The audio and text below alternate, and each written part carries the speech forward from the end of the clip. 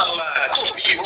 Posso falar? Agora? 30 minutos agora no Rio de Janeiro, esta quarta-feira, 1º de agosto de 2012. Como sempre acontece às quartas-feiras, a presença dele, que é bacharel em Direito, que é também doutor em Economia e engenheiro, nosso querido amigo, doutor Rubens Teixeira. Bom dia, doutor Rubens.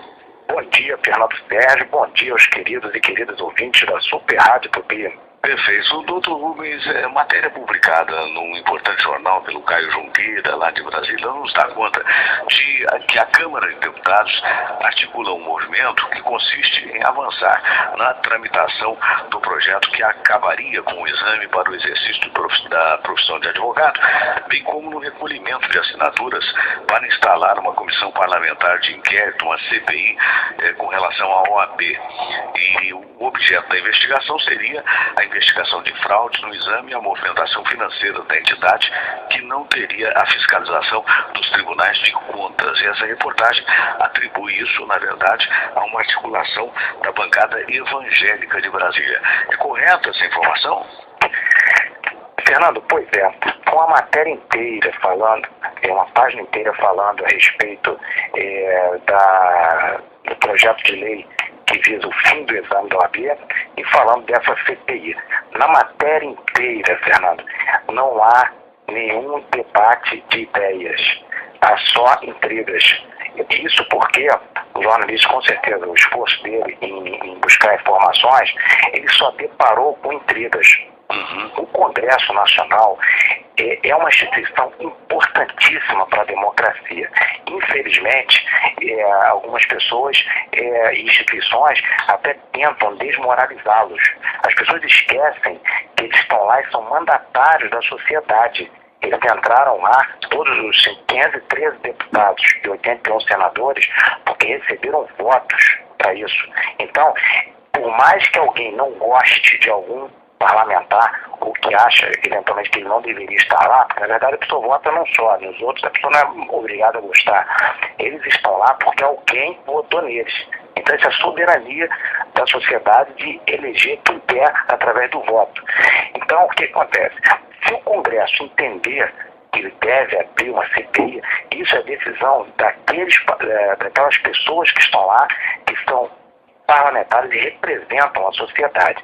Não adianta, as pessoas, lógico, quando se fala em abrir uma CPI, certamente incomoda a instituição ou pessoa que será abordada eventualmente para trazer esclarecimentos lá. Então, eu acredito que o debate deve se firmar em ideias. Agora, com relação ao fim do exame da OAB, eu até li a matéria e eu não vi na argumentação da OAB a discussão de ideias.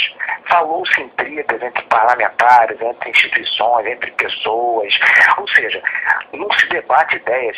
E existe um adágio popular que diz que pessoas inteligentes debatem ideias e pessoas medíocres falam de pessoas. É muito desagradável a gente discorrer um debate apontando intrigas. Eu estou falando isso porque eu tive o cuidado e fiz um esforço enorme, me expus às minhas ideias, coloquei minhas ideias em público, escrevi uma carta de 40 páginas. 40 páginas, Fernando Sérgio, está disponível no meu site www.rubensteixeira.com.br. Se eu estiver errado, que conteste as minhas ideias, explicando porque eu sou contra o exame da OAB. Então, veja, eu não sou dono da verdade. Agora, mas não é um fato, como eles estão aqui, uma matéria da entender que seria um revanchismo, notadamente seria eleitoreiro, tem uma parte que absurdo isso, absurdo, inclusive falando que é da bancada evangélica. Vou dar um depoimento no ar aqui, não acredito que você deve ter, com certeza você tem ouvintes católicos, evangélicos, espíritas, ateus, deve ter, até porque você é um bom comunicador e tem espírito democrático, e a Rádio Tupi também tem, e dá esse espaço todo aí. Mas eu vou fazer uma referência, já que eles falaram que é da bancada evangélica. Existe um deputado em Brasília que está hospedando os bacharéis na casa dele. Isso é um gesto de extrema generosidade, porque as pessoas vão lá para pleitear, para conversar com os parlamentares, não tem lugar para ficar, porque não tem recursos para hospedagem, normalmente são pessoas até desempregadas, alguns, porque não conseguem trabalhar. E esse deputado, ele é um deputado, eu não vou citar livremente o nome dele aqui, em respeito a ele, que eu não sei se ele quer que eu fale isso, mas é um deputado católico. Então, poxa, como o movimento da bancada evangélica, será que é desprezível essa generosidade de um deputado de hospedar na casa dele pessoas de outros estados, da unidade federativa, e em defesa, porque ele também é contra o exame da OAB, como existe parlamentares que são a favor, logicamente. Agora, eu gostaria, a carta que eu escrevi foi citada nessa matéria, mas não foi colocada uma ideia da carta sequer. Então, quer dizer, a OAB ou as pessoas que são contra ou a favor do exame, quer dizer, toda a sociedade brasileira tem que discutir ideias. Essa história de dizer, não, porque esse é parlamentar que está se vingando, isso é intriga, não sei quem, não sei quem. O presidente da OAB teria chamado lá o parlamento de qualquer coisa e aí na matéria publicaram que seria uma vingança. Então, na realidade, isso não existe. Na verdade, mesmo são ideias que divergem, né? Exatamente. Quando se fala que e outra coisa, quando alguém cita repete uma citação desagradável de outra pessoa, uma citação de repente infeliz, eu não vou entrar no mérito aqui, na verdade, quem está citando está querendo colocar outra pessoa na situação difícil. E, na verdade, existe uma divergência entre a pessoa que fez a declaração desagradável e a outra que está repetindo a citação desagradável dele. Existe uma divergência entre eles, que são membros da própria OAB. Então, na verdade, as pessoas ficam desfocando o debate de intrigas, colocando intrigas para desfocar o assunto e deixam de falar de ideias. Fernanda, vamos analisar de forma fria. Eu não preciso de ler a carta que eu escrevi toda aqui, embora o resumo dela também esteja disponível na internet. Mas veja só, o MEC estabelece regras para as universidades se estabelecerem, faculdades. As faculdades se estabelecem. Os alunos estudam na faculdade e que cumprem as regras do MEC. Professores que são advogados, juízes, embargadores, defensores públicos, promotores, homens mais alto que late, vamos dizer assim, respeitáveis socialmente e de competência comprovada, mestrado, com doutorado na área do direito, vão lá e lecionam para essas pessoas e aprovam essas pessoas. A OAB fiscaliza os escritórios onde são feitos estágios e também aplica uma prova no final do curso de Direito. Aí depois, passado tudo isso, o Estado, as organizações do Estado e privadas que estão envolvidas nesse processo, e pessoas de mais alto nível que fizeram parte da formação desse aluno, dando regras, aplicando provas, aí depois o Estado vai dizer assim, ou quem quer que seja, o próprio governo, vamos dizer assim, ou então a própria OAB vai dizer assim, olha, todo esse sistema aí que foi regulamentado pelo governo, que foi regulamentado, que foi fiscalizado pela OAB, que foi lecionado por professores de mais alto padrão, que ocupam inclusive cargos importantes no governo e cargos de natureza de Estado, todo esse sistema não serve não é suficiente não. É o seguinte, agora é o seguinte, o aluno vai ter que fazer a prova e provar que a faculdade que foi fiscalizada pelo MEC, o professor que aplicou a prova, que a OAB que fiscalizou, o aluno vai ter que provar que esse sistema funciona. Isso é uma perversidade, uma inversão do ônus da prova, em prol do mais forte em desfavor do mais fraco. O ônus da prova, a inversão do ônus da prova, ele é utilizado, por exemplo, no direito do consumidor, é utilizado no direito do trabalho, geralmente para proteger o lado mais fraco. Nesse caso, a inversão recai em favor do lado mais forte e contra o lado mais fraco. Isso é contra os direitos humanos. Eu até escrevi um artigo dizendo que o exame da OAB é um ataque pelas costas aos direitos humanos por causa disso.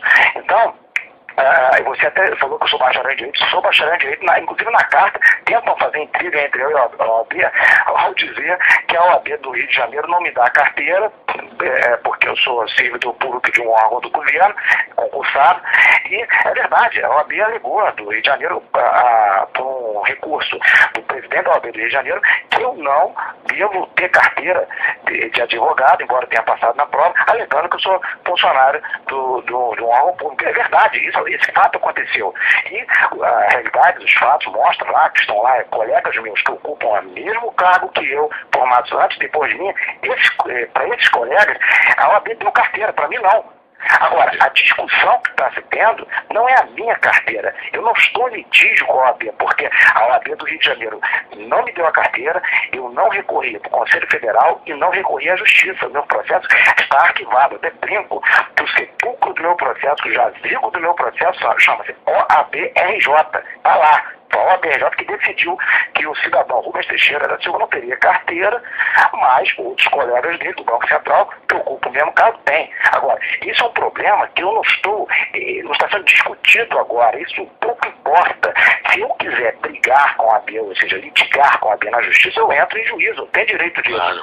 Agora, o que está se discutindo é a carteira de milhares de pessoas que estão desempregadas e não podem trabalhar. Então, Fernando, eu ia fazer uma sugestão. Se alguém falar assim, olha, então como é que a OAB pode demonstrar para a sociedade de forma transparente a qualidade dos advogados? Vou dar uma sugestão aqui. Isso pode ser aplicado para a OAB e para todas as profissões. A OAB pode certificar os advogados, ou seja, aplica uma prova para todos os advogados que estão no mercado, para todos. E dá uma nota. E essa nota pode botar no site da OAB. Só que essa prova, ela não pode impedir o exercício da profissão. O cidadão, se quiser, ele vai lá no site da OAB, eu quero um advogado certificado, tem a nota alta. Vai lá, eu prefiro esse advogado aqui. Eu prefiro esse outro. Ou então fala assim, eu não quero saber se o advogado é certificado ou não. Eu vou contratar o meu neto, ou meu sobrinho, ou meu filho, que eu confio nele. Eu não quero saber se é certificado. Eu prefiro contratar o advogado doutor José, doutor João, doutor Márcio, sei lá, o doutor, ou doutora, né, Andréia, que eu conheço, eu não quero saber se é certificado ou não. O cidadão tem que ter o direito de escolher quem ele quer advogar para ele e se quer advogado certificado ou não. E detalhe, eu proponho que essa certificação seja com validade de 5 anos, porque a lei, a doutrina e a jurisprudência muda periodicamente. Então essa validade tem que ter validade, essa avaliação tem que ter validade de 5 anos. E não pode ser impeditivo o exercício da advocacia. Aí a OAB vai ser transparente, vai mostrar a qualidade de todos os advogados, uma qualidade atualizada, mas também não vai tirar o direito do cidadão de contratar quem ele quer. Então, quer dizer, poderia fazer isso. Por que a OAB não quer fazer isso? Porque a OAB quer dar, inclusive, até algumas contradições que eu não vou entrar em detalhe aqui do exame, que a pessoa faz prova numa área, por exemplo, na área penal, na segunda fase, e pode exercer a advocacia em qualquer outra área do direito. Quer dizer, é cheio de contradição o exame, ele é inadequado. O exame da OAB não afere se o candidato pode falar em público. Então, se o candidato precisar fazer se o advogado precisar fazer uma sustentação oral, e ele não souber falar em público, e existem muitas pessoas que têm essa dificuldade, o exame da OAB não afere. E o candidato, aliás, o advogado, poderá perder a causa, deixar de prestar um esclarecimento de forma condizente no tribunal e prejudicar o cliente, e não foi testado se sabe falar em público ou não. O exame é ineficiente, ele é inadequado, ao meu juízo, ele fere a Constituição, ele fere direitos fundamentais. Se uma empresa fosse utilizar para selecionar os seus bons profissionais, advogados, o exame estilo da OAB, com certeza ela não selecionaria os melhores advogados, deixaria muita gente de fora. Eu tenho certeza do que eu estou falando, porque quem afere competência não é prova, é o mercado. Na faculdade, o estudante faz muitas provas para aferir o aprendizado acadêmico dele. Desempenho profissional no mercado é diferente. Tanto é que os resultados dos alunos, dos profissionais mais destacados, não necessariamente estão associados às notas que eles tiraram. Aí os pedagogos podem falar melhor, outras pessoas podem falar melhor a respeito. Então o exame é inadequado e por isso que eu dependo do fim dele. Quem quiser saber mais detalhes, é só entrar no meu site e verificar as minhas ideias que estão contidas na carta de 40 páginas e seu resumo de 5. Perfeito. Doutor Rubens Teixeira, mais uma vez, muito obrigado por sua participação. Um grande abraço e um bom resto de semana. Fernando, um grande abraço para você, para todos os ouvintes da Super Rádio Tupi. Muito obrigado. Gostou do vídeo? Deixe seu like e se inscreva no canal para ajudar. Até o próximo vídeo. Obrigado.